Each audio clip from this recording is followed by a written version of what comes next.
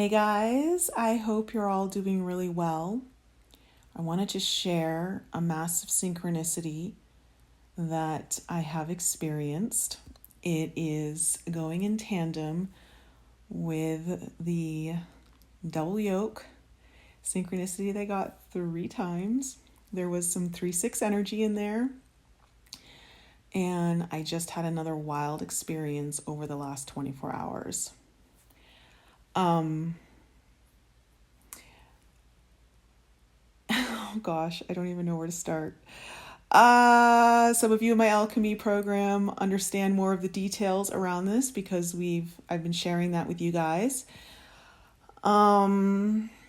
So for those of you who saw one of my videos where I talked about the 369 synchronicity, where I, for 3 days in a row from the same egg carton, cracked 3 eggs each day, and every time one of them was a double yolk, which in itself is pretty rare, but to get it 3 times in the same carton is a pretty important sign. And I understood what the sign was later, after I did that video, and I, through an Akashic session with someone else, it was confirmed. I didn't share any of my insights, and I got the exact same message. Well, yesterday I was driving down to the Great Sand Dunes National Park in Colorado, and I've been wanting to go there. It's a pretty high energy location. A lot of activity is seen in the skies when you're there at night. And I went there with a friend, and as we were driving down, we had to go through quite a few different storms. And as I was looking in my my side view mirror, I saw the biggest, fattest rainbow in the mirror. And I told my friend, I'm like, look at how big that rainbow is. It's wide, it's so vibrant, colorful. And so that was really cool. Well, later on, after we had left the sand dunes and were driving around on the other side, we saw another rainbow, but only the bottom portion of it, and it got lost as it went upwards. You couldn't see it. But then as we drove further, we saw the other side of it, so the other end of it, and again, you could only see the bottom portion of it. So it was like we saw too many rainbows. So now we had seen 3. On the way towards the sand dunes, as we went through the town Blanco, as we were driving through, 3 deer crossed in front of us. 1 was a mother, 2 were fawns. And I thought that was pretty cool. And we both thought, okay, everything happens in 3s, you know? Well, we spent the evening at a hot springs. And in the morning, this morning, as we were driving off the property, 3 more deer crossed in front of our car. 1 mother, 2 babies. And it felt to me like the big fat rainbow was a mother and the 2 little minis were like little baby rainbows. While I was on Friday, I was on Andrew Bartz's comedy show. I called in. I felt very compelled to call in. I don't know why. I didn't know what they were going to be talking about. But they ended up talking about vomiting, of all things, which was really interesting. And we ended up getting into plant medicine. And at one point, he talked about ayahuasca and mushrooms, and I felt compelled to share with him one of the things that came through on my last mushroom journey, which I shared with you guys in one of my recent videos, that I was shown the Egyptian pyramids and the fertility, the Kundalini energy, and the sacred sexual energy, specifically for me, of the feminine energy, and that I was told in my mushroom journey that I was to start remembering and integrate it into some of the work that I'm developing right now. So according to Andrew, he told me that I had tapped into a past life where I was part of the Sekhmet group, where it was all about utilizing sacred sexual energy, and that this was a common practice back then, where it completely puts tantric energy to shame. And as we were kind of talking about that, and I understood, it's like, oh, okay, I can see now why I'm being asked to use this in some of the work that I'm developing. One of the other ladies on the show brought up how the importance of the chalice and the menstruation process, and this, that they were recently finding the power that is held within stem cells of the menstrual blood. Well, what I didn't share with any of you guys is 36 hours after that intense mushroom journey that I had, my menstrual cycle started in the middle of my cycle, and it went on for 16 days. It was very abnormal for me. It started to scare me just because I was losing, obviously, a lot of blood. Well, it finally stopped on the 16th day. And shortly after that, I hit the fertility period that every woman will have on their cycle. And usually it's 2 to 4 days. And as you get older, it goes down to like 2 days. Well, on this particular one, after 16 days, I had 8 days of high fertility. And we joked on Andrew's show. It's like people were telling me that I could probably get pregnant if I just kissed someone. And it really felt like that's how crazy this was. And he shared with me some really interesting stuff that I know is in his book, about how one of the ancient practices of the Egyptians, particularly like the Sekhmet cult and the Isis cult, was that as women, they would work to cycle their menstrual cycles of every version of themselves onto the same cycle time. And that was one of the things I was experiencing, and that there was a version of me that had a very intensely, I guess, blissful pregnancy. And I experienced what I experienced as a result. So this version of me experienced that. And it was just so wild because whether it's, who knows, a child or two, or a business idea, whatever it is that I feel is being created right now, because I have a lot of creativity coming through. There's a lot of ideas I have. I'm putting together some things that I'm working on behind the scenes that I haven't really talked about with anyone for this method I'm developing. It's pretty incredible that I'm now starting to understand where some of this energy is coming from. Well, what I want to share with all of you is really important, because this ties into a message I've been asked to share with you now for about 4 or 5 days. I've been meaning to put this video out. I just haven't had a chance to get around to it. We are currently in a very fertile period of time.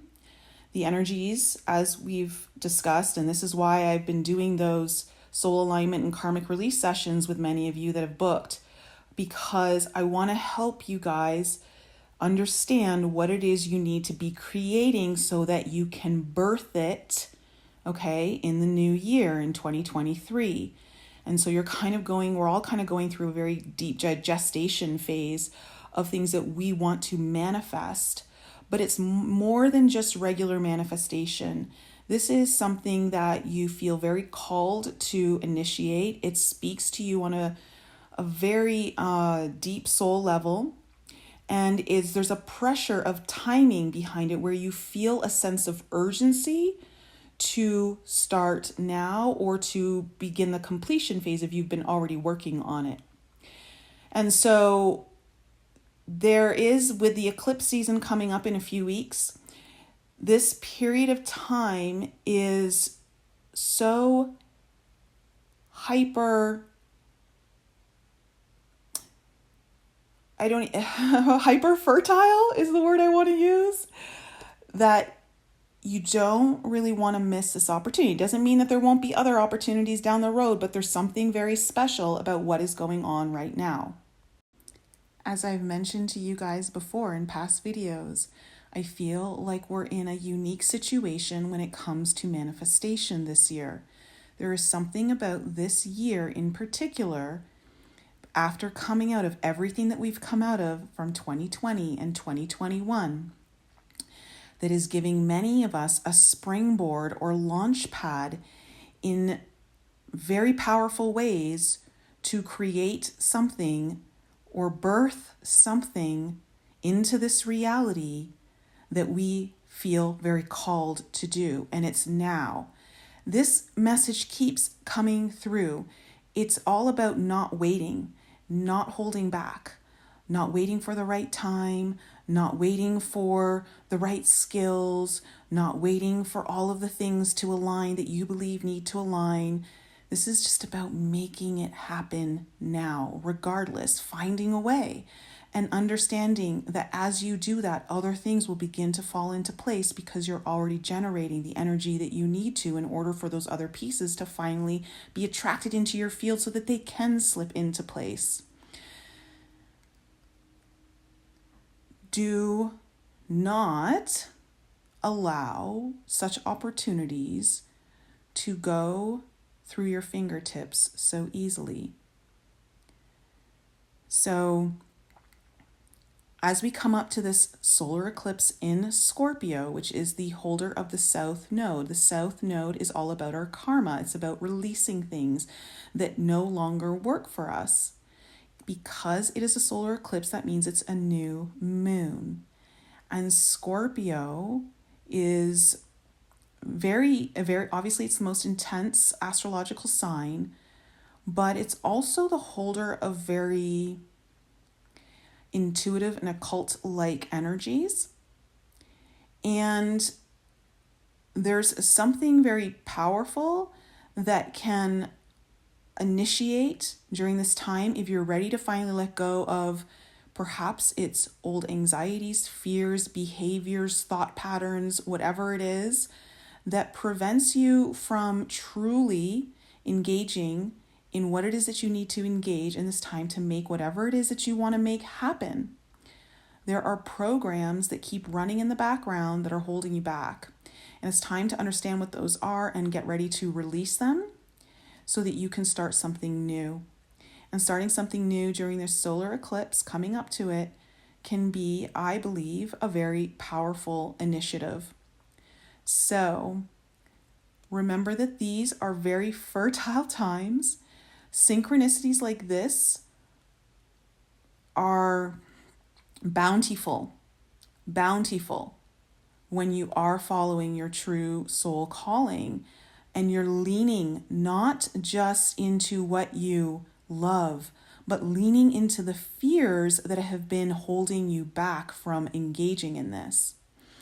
And when you start to lean into those fears and face them head on and tackle them with an energy of solid, stable, I've got this, no matter what happens, I'll figure it out kind of energy, you start to shift the outcomes. So, just know that as you can change your perception of what is ahead of you from believing that there might be rejection, instead see that anything that you encounter that your old self would perceive as rejection is truly only redirection for your highest outcome, or one that is even better than one you can perceive right now. This simple biohack, okay, this perception hack, will start to shift your reality in so many ways. I can't tell you, just for me using this, I downloaded it a couple of weeks ago when I was journaling to start using it. And as I did, I feel like I've been reclaiming my own sovereignty of my own field, my like older manifestation uses that I used to use, but from becoming really scared of certain things I'm needing to face, I've forgotten them and lost some of my power, or at least belief in myself of my own power. And since reclaiming it, it's incredible to see things unfold.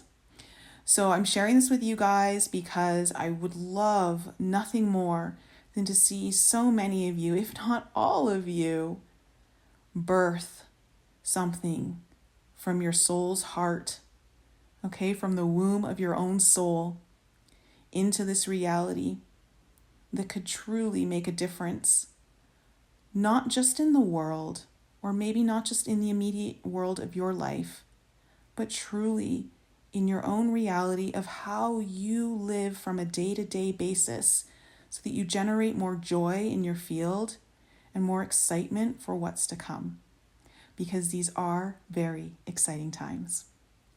If you're interested, I'm going to leave the link for Andrew's video. The conversation that we had starts around the 1 hour mark.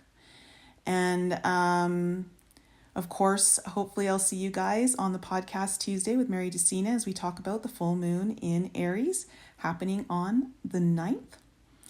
And if you need your own session to help guide you and understand what is opening up within you right now, where is the most fertile area of your life to activate, you can book a session with me with the links down below, or head on over to my website. Guys, I love you so much. Have an amazing weekend, rest of your weekend, and I'll see you all very soon.